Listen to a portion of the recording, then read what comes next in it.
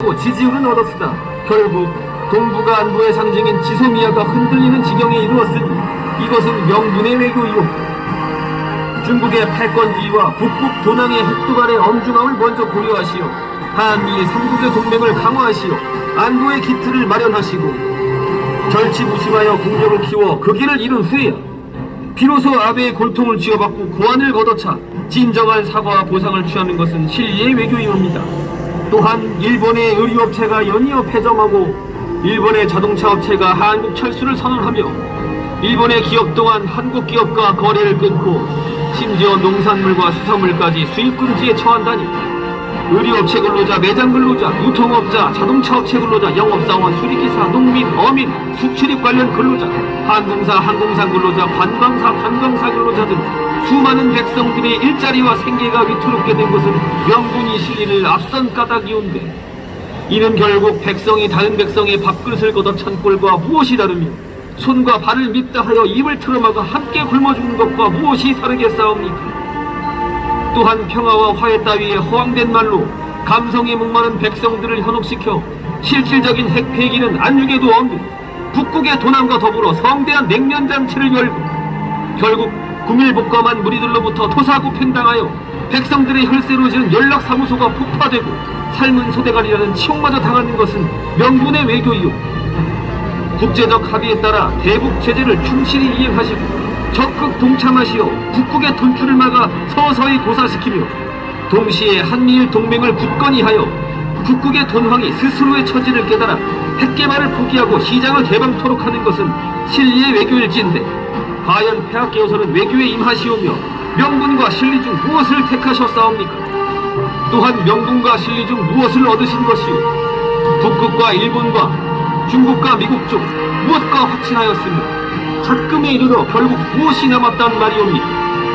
미국의 트럼프는 미치광이지만 자국민의 이익을 확실히 보호했고 중국의 시주석은 공산당의 수령이지만 중국의 시장경제를 대외로 이끌었으며 북극의 도낭은 독재자지만 최빈국의 지위를 핵보유국으로 끌어올렸고 일본의 아베는 굴욕 외교로 이름났으나 그만큼 실리를 챙긴다는 평이 있으며 러시아의 푸틴이 장기 집권을 꿈꾸는 건 100중 70을 넘나드는 지지율이 있기 때문일진데 폐하께서는 핵도 없고 백성들의 삶은 파탄이며 시장경제는 퇴보하였으며 굴욕 외교 끝에 실리 또한 챙기지 못하였고 또한 지지율은 절반도 채 되지 않으시면서 어찌 장기 집권을 꿈꾸며 독재자의 길을 걷는 미치광이가 되려 하시는 것이옵니까? 영명하신 폐하, 저들은 폐하의 정치적 신념과 감성 논리에 귀 기울여 줄 만큼 한가로운 자들이 아니옵니다.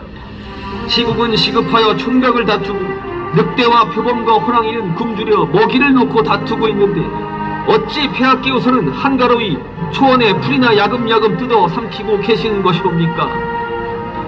부디 통촉하시어 안목을 넓게 가지시고 정치와 이념을 외교와 따로 다루시어 실리를 위한 외교에 임하시옵소서. 그리하여 북극 도낭의 핵탄두 아래 백성들을 지켜주시옵고 국토를 보존하시옵소서.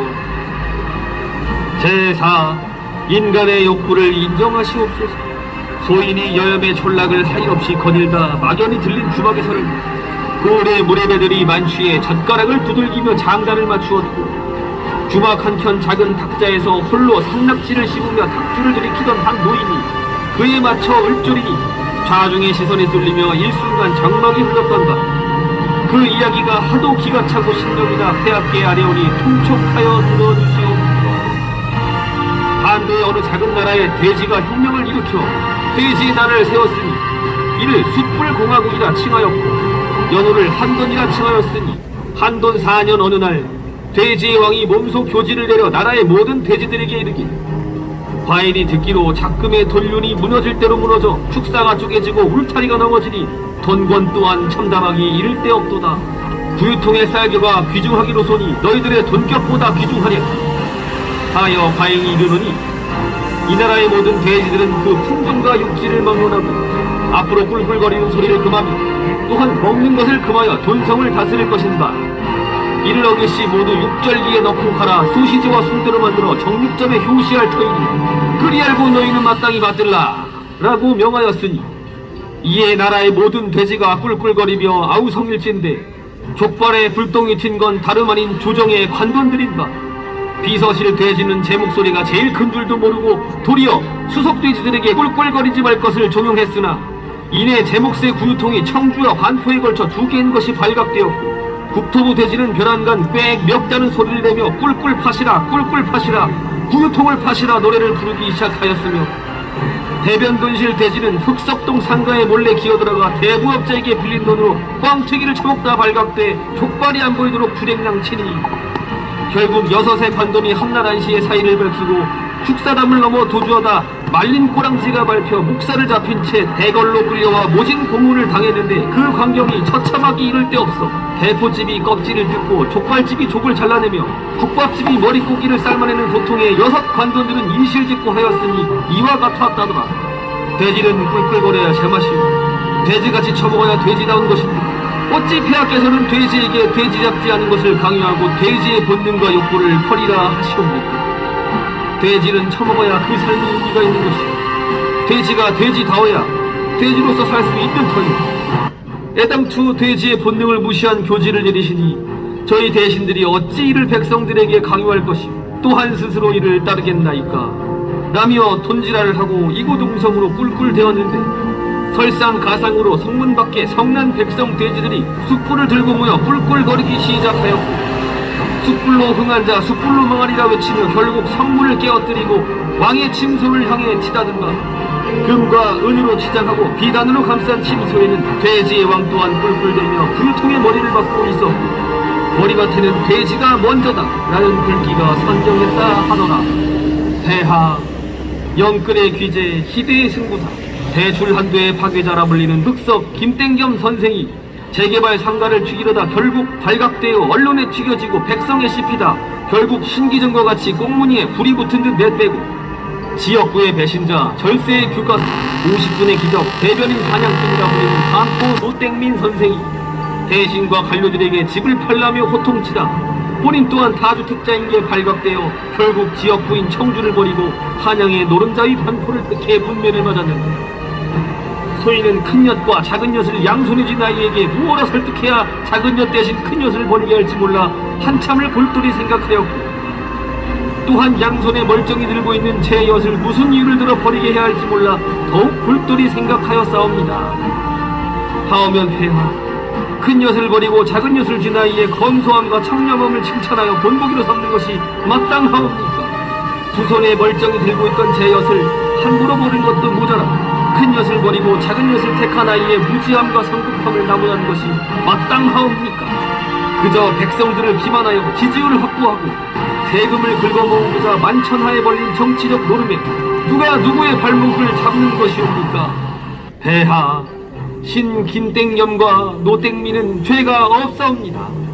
이는 경제적 이득을 취하고자 하는 인간의 기본적이고 상식적인 욕구를 죄악시하여 폐하 본인 스스로도 지키기 힘든 것을 아랫 것들에게 강요한 폐하 스스로의 잘못이며 이 불쌍한 자들의 죄는 그저 지키지 못하여 끼어질 것을 스스로 알면서도 폐하의 엄포와 성화에 못 이겨 머리와 손과 입이 각기 따로 놀아나 백성들을 농락한 죄밖에 없사옵니다. 말은 말답게 달려야 제맛이요 개는 개답게 짖어야 제맛이요 돼지는 돼지답게 처먹어야 제맛이며 인간은 인간답게 제 이득을 챙기고 주파나를 튕겨 손익을 따지며 경제적 이익을 추구해야 제맛인데 애초에 인간의 욕구에 반하는 정책을 내시고 이를 대신과 관료들에게 막연히 따를 것을 명하니 어찌 백성이 따를 것이요 어느 신하가 제자리를 지킬 수 있겠사옵니까? 폐하 조정이 우왕좌왕하니 백성 또한 다르지 않사옵니다. 인간을 인간으로 보아야 인간이 보이는 법이거늘 조정의 모든 정책이 인간의 욕구에 반하는 모순 덩어리들 뿐이었고 인간의 욕구를 죄악시하여 이를 말살하라는 극단책뿐이온데 어찌 백성들의 동의를 바라고 어찌 그 성과를 바랄 수 있겠사옵니까?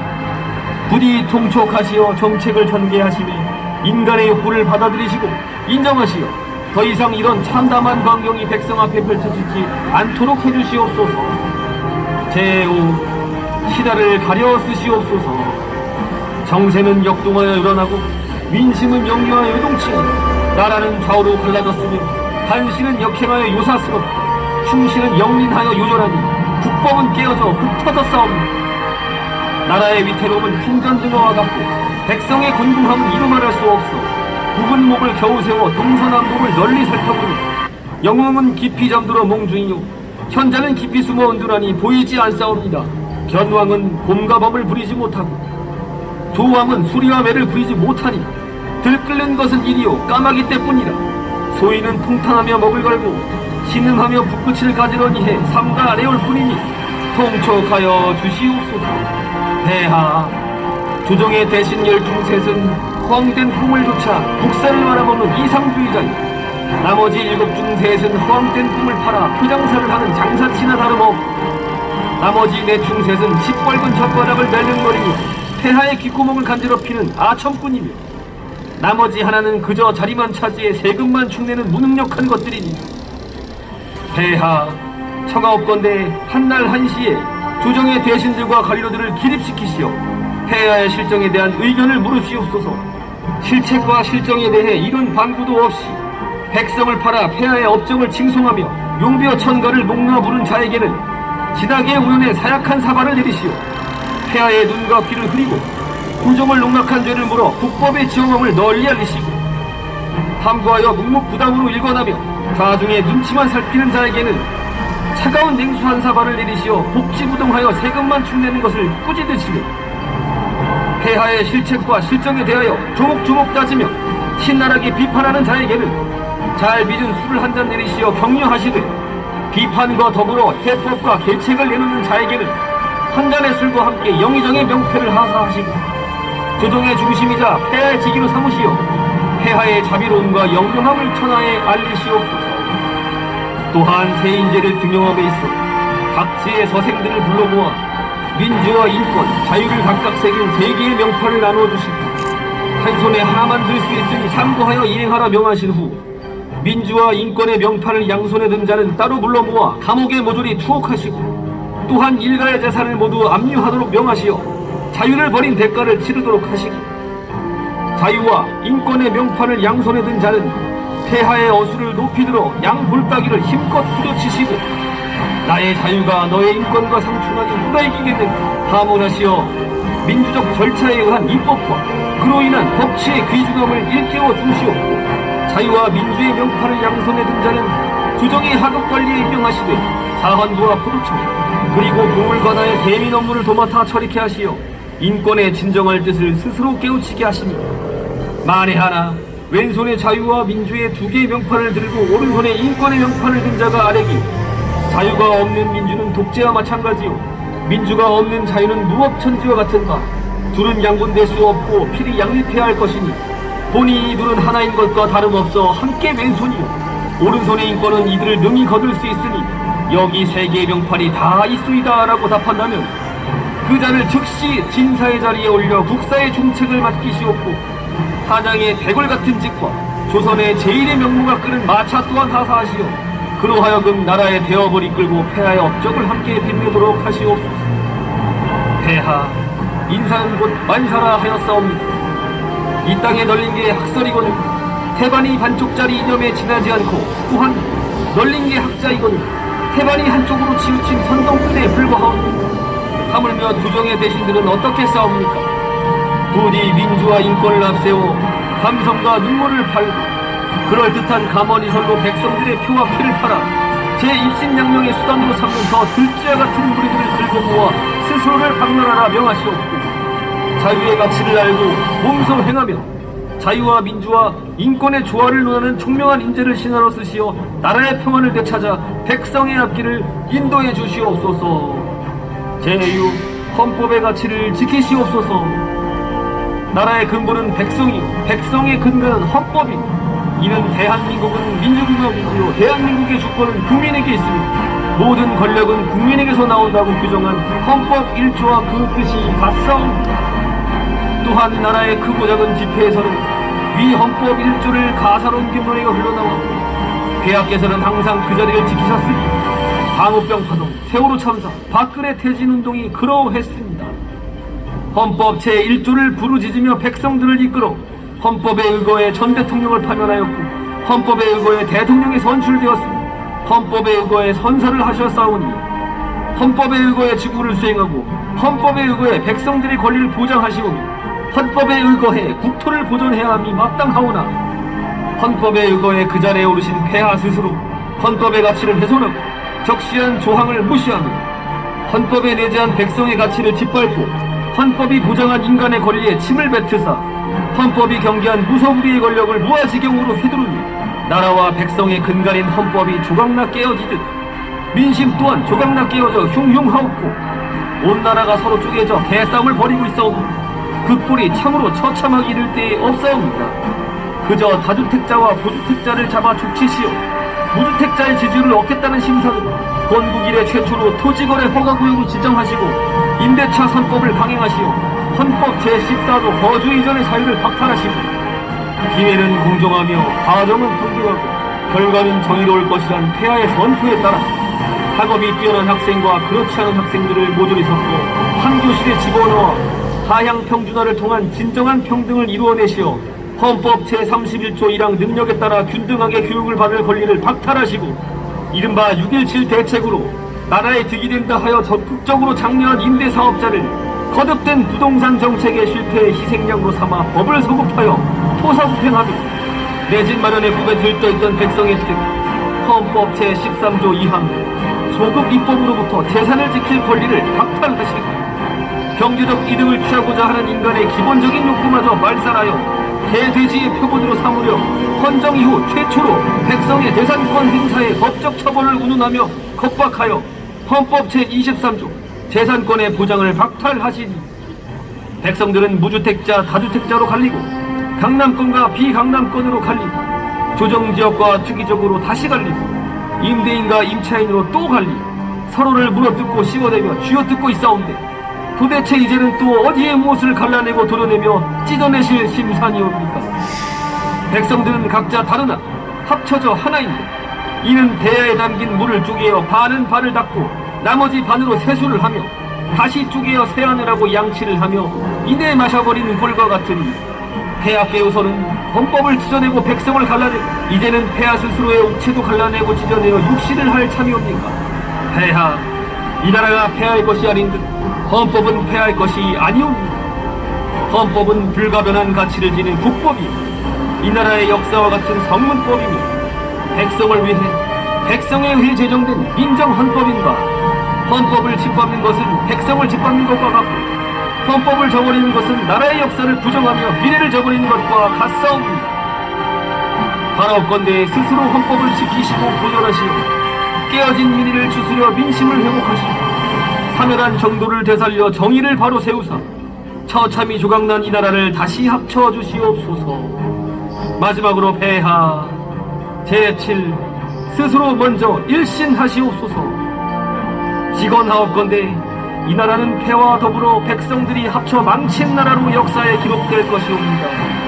이 나라의 상식과 신뢰와 도의는 사멸했고 또한 헌법은 깨어졌으면 국회는 나락이니 오로지 죽고 죽이며 뺏고 빼앗기는 감성과 분노의 정치만 있을 뿐입니다. 이는 폐하의 잘못만도 아니고 조정의 대신과 관료들의 잘못도 아니옵니다.